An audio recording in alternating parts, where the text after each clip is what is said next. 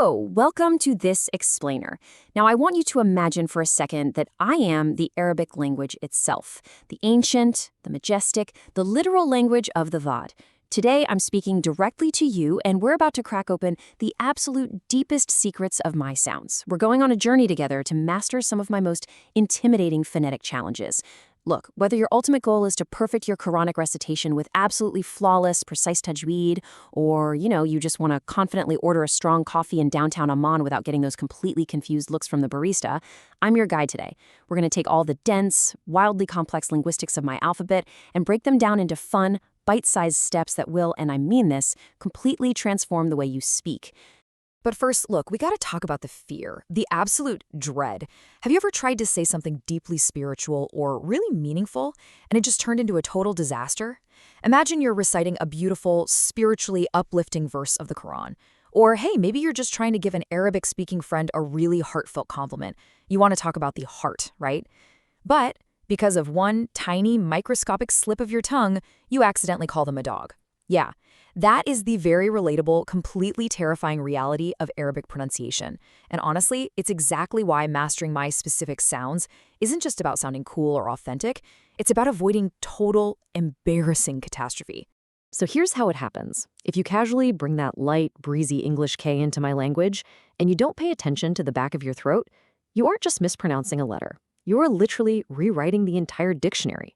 In Arabic, qalb, listen to that deep, resonant back of the throat kh. Qalb means heart, but kalb, with a light forward K, exactly like the English word kite, well, that means dog. This one single phonetic difference, it proves exactly why my pronunciation rules matter so incredibly much. You actually have to feel the physical sensation of the sound starting deep down inside you instead of just snapping it off the tip of your tongue. To guarantee that you never ever call a heart a dog again, I'd like to welcome you to my mouth map. Now, in the beautiful sacred science of tajweed, this is called makharij. It means the articulation points. To speak me properly, you kind of got to become an explorer, traveling through 5 distinct geographic regions of your vocal tract. First up, we've got al-jawf. That's the empty cavity of the mouth and throat. We use that for those big, soaring, long vowels. Then there's al-halq, the throat itself.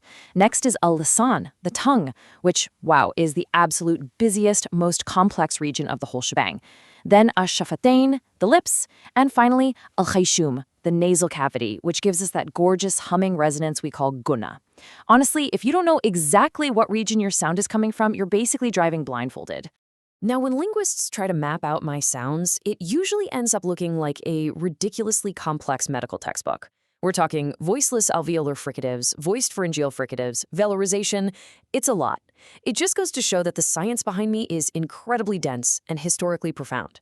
But hey, do not let this academic jargon intimidate you for a second. Actually, scratch that. Just ignore the jargon altogether.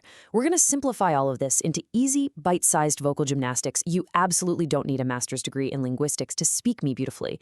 You really just need to know exactly where to put your tongue and exactly how much air to push through your mouth. That's it. Okay, let's jump right into a literal workout for your vocal tracts. We are going to walk step by step right up the throat. This is the al-halq region. It's home to those guttural sounds that non-Arabs notoriously struggle to activate. Why? Because, honestly, these muscles are basically asleep in English, so let's wake them up. We start at the deepest part of the throat, right down at the vocal cords, for the hamza and a nice, breathy ha. Now try to move that tension up just a little bit into the middle throat. This is where you find the famous ayn and that incredibly sharp, breathy ha. Finally, the upper throat gives us the ghain, which kind of sounds like a deep gargle, and the kha. Seriously, take a second and just feel those 3 different levels activating. Let's actually look at a practical, everyday example from that upper throat region. The Arabic word for bread is khubz, starting with that really distinctive kha sound. It requires this soft, throat-clearing friction. If you've ever heard the Scottish word lock, yeah, it's that exact same satisfying friction. But a super common mistake is just skipping that friction entirely and saying kubs. Now, if you walk around saying kubs, you're making my words completely unrecognizable to a native speaker. Come on, it's bread, it's not a math equation. You really have to fully engage that upper throat to bring the word to life. All right, moving right along. Next up, I want to introduce you to my heavyweight champions. These are the emphatic letters, sod, thod, thaw, and tha. I like to think of these guys as the gym bros of the Arabic alphabet. They take your familiar everyday sounds like S, D, T, and TH, and they just demand sheer power. Try it right now. Drop your jaw, raise the back of your tongue all the way up to the roof of your mouth, and fill your cheeks with air. Do you feel that booming bass? That is the absolute authority of the emphatic letters.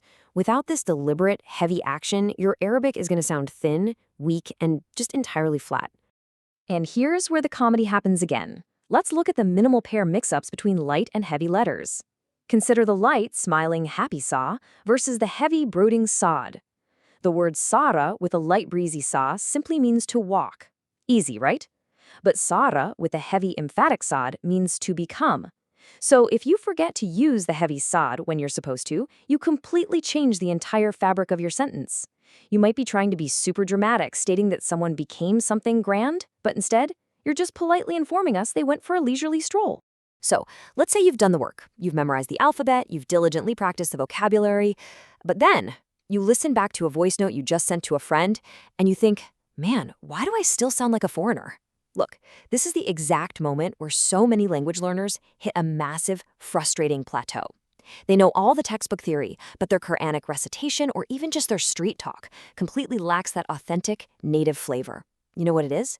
You're missing a local secret, a highly specific acoustic quality that transforms a hesitant reader into a truly authentic, powerful Arabic speaker. And that secret ingredient? It's called tafkhim.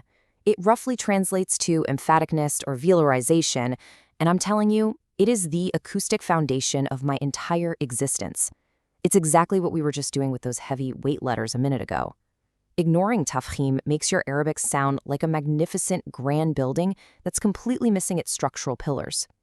Whether you are reciting the Quran and trying to ensure your tajweed is absolutely pristine, or you're just joking around confidently with friends, you absolutely need that majestic resonance. Tafkhim is literally what gives my language its unmistakable, powerful character. Okay, but what if you want to sound incredibly local in a specific region? Let me whisper the ultimate insider trick used in the Levant. We're talking places like Jordan, Lebanon, and Syria. Remember that incredibly deep throat cough we talked about earlier? The one that is the difference between a heart and a dog? Well, in casual urban street speech in the Levant, they actually drop that deep cough entirely. No way, right? Instead of straining the back of their throat during a casual chat, they just smoothly replace it with a hamza, just a tiny, simple glottal stop. Let's see how this trick instantly builds your street credibility.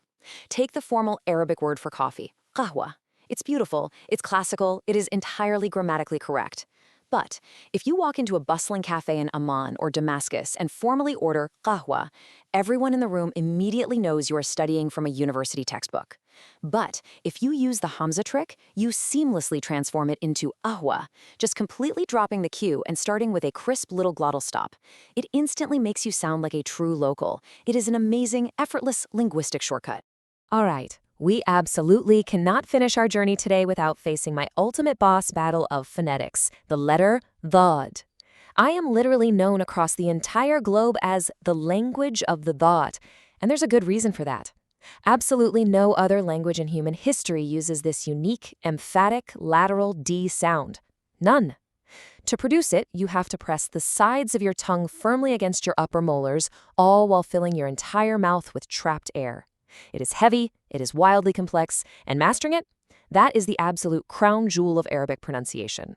So how do you conquer the dad, the qaf, the tafkhim, and all those deep secrets of the throat? Well, I am laying down the ultimate mirror and finger test challenge for you. Here's what you're going to do. Stand in front of a mirror today, watch the exact shape of your lips, physically touch your tongue to your alveolar ridge, just to make absolutely sure the placement is perfect. I want you to do this active, deliberate, physical practice for just 5 minutes a day. Don't just read about my sounds, you gotta feel them. So what do you say? Are you ready to tame my hardest sounds and speak with true, authentic mastery? Your 5-minute challenge starts right now. Get to the mirror,